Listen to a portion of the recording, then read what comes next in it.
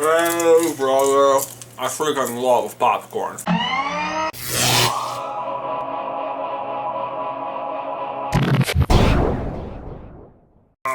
Ben, today I wanted to tell you the truth about popcorn. Ben, the real truth about popcorn is that I make the best popcorn on the planet. It's all stuck in my teeth. You might be thinking, hey, there's not much to popcorn. You just put it in the microwave and then you're done. But you'd be wrong. Did you know there are two kinds of popcorn, the butterfly and the mushroom popcorn? And did you know that popcorn has to get to at least 200 degrees Celsius before it will actually pop? Well, anyone who'd been to popcorn school for 30 minutes would know that, Ben. Also, they'd probably have a diploma because popcorn school only lasts 30 minutes. The truth about popcorn. Have you ever wondered why we eat popcorn at movie theaters? Nowadays it seems so natural, but it doesn't make a ton of sense. I mean, it's particularly messy if you have like salt or butter on it, and you can't really get up to go wash your hands because you'll miss some of the movie. It spills all over the place. It cools down remarkably fast, and it's hard to keep hot for an extended period of time. So why do we settle on serving it when we'd be stationary for a long period of time? Well, it started back in the 1920s when movie theaters were just starting to become popular. And believe it or not, drug dealers loved movie theaters because it was a dark place where everyone was focused on something else and they could just exchange drugs for money in the dark. Unfortunately for them, this is about the same time that cops started using dogs to sniff out drugs specifically. So cops were bringing dogs into movie theaters and people were getting busted left and right. But what drug dealers unbelievably figured out was that popcorn could effectively mask the scent of their drugs from the dogs. So why quit on a good thing when you've already got the movie theaters? Sell the popcorn out front, put the drugs in it, make the exchange in the dark,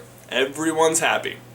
Except the cops. So naturally business was booming and all drug-operated movie theaters started doing very well. But all the competing cinemas were looking at these places saying, what's the difference? The popcorn! So in an effort to compete with what they thought was popcorn and was actually drugs, they started selling popcorn in their theaters too. So eventually popcorn became the standard movie-going snack. Now if you're an entrepreneuring drug dealer watching and thinking, I'm gonna go pop some popcorn and use that to conceal stuff, that's not gonna work. Because eventually the good guys figured this out, but of course there was nothing dangerous about popcorn, so how could you stop it from being a problem? Well, that wonderful popcorn aroma you're probably accustomed to at the movies and popping in your microwave is actually an artificial scent put on the popcorn so that it does not cover up the scent of these drugs. It lasts till today and people just love the smell now, so why stop it? So the moral of the story is, if you know anyone who grows their own popping corn, they might be dealing drugs. Can't make this stuff up. So, I hope everybody learned something today and that nobody does any fact-checking whatsoever. Then I'm so excited about the 100th video tomorrow. I have no question of the day, just continue to leave questions down in the towel section below,